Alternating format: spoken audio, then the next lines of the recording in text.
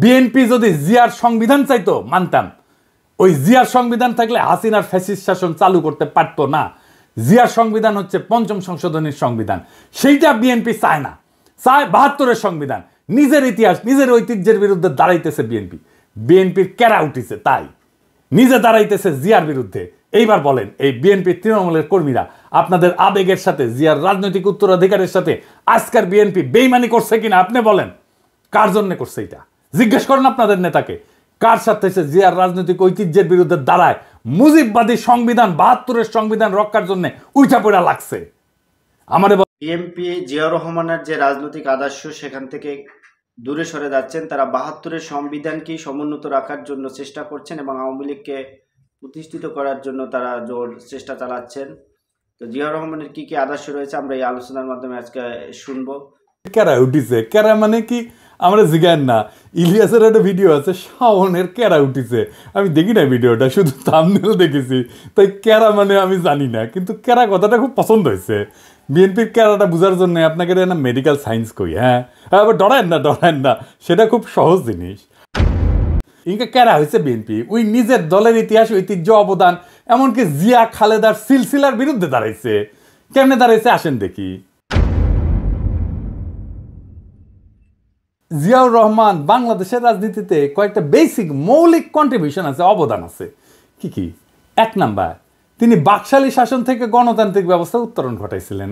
এর ইন্টারেস্টিং ব্যাপার হইতেছে যে বাংলাদেশই পৃথিবীর ইতিহাসে প্রথম এবং একমাত্র দেশ যা মার্শাল ল অধ্যাদেশ দিয়ে গণতন্ত্রের উত্তরণ ঘটেছিল। আমরা এই প্রসঙ্গে পরে আসবো, কারণ বিএনপির কর্মীদের জানা উচিত যে তাদের নেতারা দলের আদর্শ নীতি উদ্দেশ্যের সাথে কি বিপুল প্রতারণা কইরা দলটারে ধ্বংস করিচ্ছে। ২ নাম্বার, জিয়াই বাংলাদেশের নাগরিকদের প্রথম পলিটিক্যাল আইডেন্টিটি দিচ্ছেন। পলিটিক্যাল আইডেন্টিটি খুব গুরুত্বপূর্ণ একটা জাতির জন্য, এটা দেশের জন্য, রাজনৈতিক জনগোষ্ঠী হিসেবে গড়ে ওঠার জন্য। আমার জনগণ কোথায় ভারতীয় জনগণের চাইতে আলাদা, আমরা কিভাবে পশ্চিমবঙ্গের বাংলাভাষী বাঙালির চাইতে আলাদা, এইটা ৭২-এর সংবিধানে ছিল না। এটা জিয়ার খুবই মৌলিক কন্ট্রিবিউশন। ৭২-এর সংবিধানে আমরা বাঙালি জাতি, বাংলাদেশের সকল নাগরিকের জাতিসত্তা বাঙালি। আমরা কি সবাই বাঙালি? ইন্ডিয়া মুক্তিযুদ্ধের সময় পোস্টার করে দিয়েছিল যে বাংলার হিন্দু, বাংলার বৌদ্ধ, বাংলার খ্রিস্টান, বাংলার মুসলমান, আমরা সবাই বাঙালি না। আমরা সবাই বাঙালি না। বাংলাদেশের স্বীকৃত ৫০টা নৃগোষ্ঠী আছে, চাকমা, মারমা, সাঁওতাল, গারো, ত্রিপুরা, বম, ম্রো, হাজং, খাসিয়া আছে না? আমাদের এই ছোট দেশে ৪৭টা ভাষা আছে, কি বিপুল বৈচিত্র্য আছে। সবাইকে আপনি বাদ দিয়ে দিবেন বাঙালি কয়া? এই যে ইনক্লুশন সবাইকে নিয়ে আসা, এটা কে করেছে? জিয়া করেছে, আমাদের বাংলাদেশি জাতি পরিচয় দান কইরা। ৩ নাম্বার, বাংলাদেশকে পদানত রাখার ভারতীয় বয়ান মুজিববাদ, যা এই ৭২-এর সংবিধানের রাষ্ট্রীয় মূলনীতি ৪টা: গণতন্ত্র, সমাজতন্ত্র, ধর্মনিরপেক্ষতা, বাঙালি জাতীয়তাবাদকে জয় বাংলা করে দিছিল জিয়াউর রহমান। ধর্মনিরপেক্ষতাকে প্রতিস্থাপন করেছিল পরম করুণাময় আল্লাহর উপর পূর্ণ আস্থা এবং বিশ্বাস দিয়া। সংবিধানে বিসমিল্লাহির রহমানির রহিম যুক্ত করেছিল। আমি এক এক করে দেখাচ্ছি কি কি করেছিল। সংবিধানের প্রস্তাবনার প্রারম্ভে বিসমিল্লাহির রহমানির রহিম তো সংযোজন করেছিলেন। রাষ্ট্র পরিচালনার মূলনীতি হিসেবে ৮-এর ক অনুচ্ছেদে লিখেছিলেন, সর্বশক্তিমান আল্লাহর উপরে পূর্ণ আস্থা এবং বিশ্বাসী হইবে যাবতীয় কার্যাবলীর ভিত্তি। ৮-এর ক অনুচ্ছেদের আর এক রাষ্ট্রীয় মূলনীতি সমাজতন্ত্রের পরিবর্তে লিখেছিলেন, অর্থনৈতিক এবং সামাজিক ন্যায় বিচার অর্থে সমাজতন্ত্র। ২৫-এর ২ অনুচ্ছেদে রাষ্ট্র ইসলামী সংহতির ভিত্তিতে মুসলিম দেশগুলোর মধ্যে ভ্রাতৃত্ব সম্পর্ক সংহত, সংরক্ষণ এবং জোরদার করিতে সচেষ্ট হইবেন, এই মর্মে নতুন অনুচ্ছেদ সংযোজন করেছিলেন। ধর্মভিত্তিক রাজনৈতিক দল গঠনের উপরে সাংবিধানিক বাধা অপসারণ করেছিলেন। একদলীয় বাকশাল ব্যবস্থা বাতিল করেছিলেন এবং সুপ্রিম কোর্টের একটা মৌলিক এখতিয়ার পুনর্বলবৎ করছিলেন। এই সুপ্রিম কোর্টের মৌলিক এখতিয়ার কি, যা জিয়া আবার বলবৎ করেছিলেন? কি সেটা? খুবই গুরুত্বপূর্ণ, আসেন এরা বুঝে দেখি। এটা বুঝতে হইলে বাকশালের 2টা জিনিস ভালো করে বুঝতে হবে। বাংলাদেশ নামের যে রাষ্ট্র ১৯৭১-এ তৈরি হয়েছিল, সেই রাষ্ট্রটাকে কার্যত ধ্বংস করে দেয় বাকশাল। বাকশাল কিভাবে মুক্তিযুদ্ধের মধ্যে দিয়ে গঠিত রাষ্ট্রকে ধ্বংস করেছিল? 2 ভাবে। ১, বাকশাল যে আইনে হয়, সেই ৪র্থ সংশোধনী আইন ১৯৭৫-এর সংবিধানের অনুচ্ছেদ ১১ সংশোধন করে বলা হয়েছিল, ইংরেজিত এটা, ইংরেজিত যেতে কইছে তাই ঠিকই কইছে, তাই না? এটা বাংলা করলে দাঁড়ায়, সংশোধনের আগে সংবিধানের অনুচ্ছেদে ১১-তে লেখা ছিল যে প্রশাসনের সর্বস্তরে জনগণের নির্বাচিত প্রতিনিধিদের মাধ্যমে জনগণের অংশগ্রহণের কথা বলা ছিল। এটা বাতিল করে দেওয়া হলো। অর্থাৎ রাজনৈতিক নেতৃত্ব বা সোজা বাংলায় শাসক নির্বাচনের ক্ষমতা আর রাষ্ট্রীয় কাজে রাজনৈতিক জনগোষ্ঠী হিসেবে জনগণের অংশ নেওয়ার ক্ষমতাই থাকলো না। এই কাজটাই করেছিল হাসিনা, বিনা ভোট, নৈশ ভোট, দামি ভোট কইরা। এটাই ইন্ডিয়ান প্ল্যান, যে বাংলাদেশের ভূখণ্ড থাকবে, মানুষ থাকবে, কিন্তু নেতা নির্বাচনের ক্ষমতা থাকবে না, যেটা হাসিনা করেছিল। 2 নাম্বার, সংক্ষুব্ধ কোনো নাগরিকের আদালতে যাওয়ার একটা মৌলিক অধিকার ছিল 44 অনুচ্ছেদে। বাকশাল সংশোধনীতে সে খোদ 44 অনুচ্ছেদকে বিলুপ্ত করে দেওয়া হয়। একই সাথে 102 অনুচ্ছেদে সুপ্রিম কোর্টকে দেওয়া অধিকার, অর্থাৎ সংক্ষুব্ধ কোনো নাগরিকের আবেদন শুনতে এবং প্রতিকার দিতে নির্বাহী বিভাগকে আদেশ দেওয়ার আদালতের ক্ষমতাকেও বাতিল করে দেওয়া হয়। মানে রিট আপনি করতেও পারবেন না, আদালত রিট শুনতেও পারবে না। রিট জিনিসটাই বাতিল করে দিছিল। সোজা কথায় 4th সংশোধনী আইন রাষ্ট্রের নাগরিকের সংক্ষুব্ধ হওয়ার মৌলিক অধিকার রদ করে দিছিল। এটা জিয়া পুনরায় বলবৎ করছিলেন। এইটা আদালতের একটা মৌলিক ক্ষমতা, রিট গ্রহণ করার ক্ষমতা, রিট শোনার ক্ষমতা। এই বৈপ্লবিক পরিবর্তনটা সংবিধানে ছিল কিভাবে? 5ম সংশোধনীর মাধ্যমে। এই যে যা যা জিয়া করছিল রাষ্ট্র গঠনের ক্ষেত্রে, তাই 5ম সংশোধনী। শুধু তাই না, জিয়ার শাসনের বৈধতা ছিল 5ম সংশোধনী। সেই 5ম সংশোধনী ছিল আওয়ামী লীগ সিপিবির গলার কাটা। তাই এইটার একটা ব্যবস্থা করেছে কিভাবে?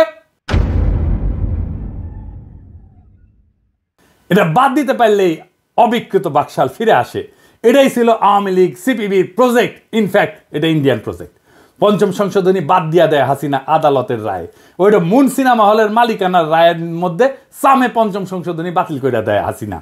ফলে জিয়ার শাসন আইনত বাংলাদেশে এখনো অবৈধ। বিএনপি যদি জিয়ার সংবিধান চাইতো মানতাম, ওই জিয়ার সংবিধান থাকলে হাসিনার ফ্যাসিস্ট শাসন চালু করতে পারতো না। জিয়ার সংবিধান হচ্ছে 5ম সংশোধনীর সংবিধান, সেইটা বিএনপি চায় না, চায় 72-এর সংবিধান। নিজের ইতিহাস, নিজের ঐতিহ্যের বিরুদ্ধে দাঁড়াইতেছে বিএনপি। বিএনপির কেরা উঠিছে, তাই নিজে দাঁড়াইতেছে জিয়ার বিরুদ্ধে। এইবার বলেন, এই বিএনপি তৃণমূলের কর্মীরা আপনাদের আবেগের সাথে, জিয়ার রাজনৈতিক উত্তরাধিকারের সাথে আজকের বিএনপি বেইমানি করছে কিনা আপনি বলেন? কার জন্য করছে এটা জিজ্ঞেস করেন আপনাদের নেতাকে। কার সাথে সে জিয়ার রাজনৈতিক ঐতিহ্যের বিরুদ্ধে দাঁড়ায় মুজিববাদী সংবিধান, 72-এর সংবিধান রক্ষার জন্য উঠা পড়া লাগছে? আমারে বলে আমি বিএনপি বিরোধী। হইতেই পারি বিএনপি বিরোধী, কিন্তু বিএনপি তো জিয়া বিরোধী হয়েছে, আমি তো জিয়া বিরোধী না।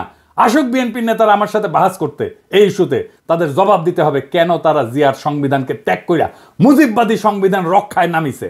বিএনপির সাথে আমার শুধু না, আপামর বাংলাদেশের জনগণের বিরোধের জায়গাগুলো শুনে রাখেন, বিএনপি নেতারা শুনে রাখেন, বিএনপি কর্মীরাও শুনে রাখেন। 1 নাম্বার, বিএনপি আওয়ামী লীগকে ভোটে আনতে চায়, আমরা এটা চাই না। 2 নাম্বার, বিএনপি মুজিববাদী সংবিধানকে রক্ষা করতে চায়, আমরা এটা ছুঁইরা ফেলতে চাই। আমরা জিয়ার সংবিধান মাইনা নিতে রাজি আছি, কিন্তু কোনোভাবেই 72-এর মুজিববাদী সংবিধান মানব না। 3 নাম্বার, প্রথম আলো ডেইলি স্টারের পিঠ বাঁচাইতে আগায় আসা যাবে না, বিএনপি আগায় আসছে। প্রথম আলো ডেইলি স্টারের হোগা যারা চাটবে তাদের সাথে কোনো পীড়িত নাই, তাদের সাথে ঐক্য অসম্ভব। 4 নাম্বার, বিএনপিকে ভারত প্রেম ছাড়তে হবে। বিএনপি ভারতের সাথে 2019 সালেও সম্পর্ক করতে গেছিল, পাত্তা দেয়নি ভারত। 15 অক্টোবর 2019-এ বিবিসিতে প্রকাশিত এক রিপোর্টে এভাবেই লেখা হয়েছিল কথাটা, দলটির পক্ষ থেকে গত কয়েক বছর ভারতের সাথে একটা ভালো সম্পর্ক তৈরির চেষ্টা অনেক সময় দৃশ্যমান হয়েছে। বিএনপির সিনিয়র কয়েকজন নেতা গত বছর মানে 2018 সালে ভারত সফরেও গিয়েছিলেন। তাদের সম্পর্ক তৈরির চেষ্টায় ভারত সেভাবে সাড়া দেয়নি। এমনকি বিএনপির একজন অতি গুরুত্বপূর্ণ নেতা প্রকাশ্যেই বলছেন বিএনপির রাজনীতিতে ভুল ছিল, মানে ভারত প্রশ্নের রাজনীতিতে ভুল ছিল। বিএনপির রাজনীতি ভুল ছিল, খালেদা জিয়ার রাজনীতি ভুল ছিল, জিয়ার রাজনীতি ভুল ছিল। এই আস্পর্ধা কোথায় পাইছিল সেই নেতা? আমরা তখনই বিএনপিকে এলাই ভাববো, সহযোদ্ধা ভাববো, যখন এই 4টা প্রশ্নে বিএনপি স্পষ্ট স্ট্যান্ড নেবে। এখানে পলিটিক্যাল স্ট্যান্ড নেওয়াই রাজনীতি, টেম্পু স্ট্যান্ড দখল করা রাজনীতি না। মৌলানা ভাসানী আওয়ামী লীগেরই নেতা ছিল, আওয়ামী লীগ তারা ওন করতে পারে নাই, তাই মৌলানা ভাসানী আওয়ামী বিরোধীদের আদর্শিক নেতা হয়েছে। আপনাদের ভাগ্যেও সেই ঘটনা ঘটতেছে। আপনারাও জিয়ার রাজনীতি ওন করতে পারতেছেন না। আগামীর বাংলাদেশ জিয়ার দেখানো পথে হাঁটবে। জিয়ার 19 দফার প্রথম দফাই হচ্ছে সর্বতভাবে দেশের স্বাধীনতা, অখণ্ডতা এবং সার্বভৌমত্ব রক্ষা করা। সর্বতভাবে মানে সব রকম উপায়ে, রাজনৈতিক, সামরিক, কূটনৈতিক সহ যা যা পদক্ষেপ নেওয়া যায় সবভাবে। এই কারণেই জিয়াউর রহমান বাংলাদেশে আধিপত্যবাদ এবং আগ্রাসন বিরোধী জনগণের নিরঙ্কুশ সমর্থন পাইছিলেন। তিনি আমাদের নেতা হয়ে থাকবেন। আমরা জিয়াকে রিপোজিশন করব পলিটিক্সে। বাংলাদেশের রাজনীতিতে আমরা জিয়ার চিন্তাকে পুনরাবিষ্কার করব, যা আপনারা পারেন নাই। রাজশাহীতে ছাত্র রাজনীতি করার টাইমে আমরা স্টার সিগারেট খেতাম, কম পয়সা, টাকা পয়সা ছিল না তো তাই।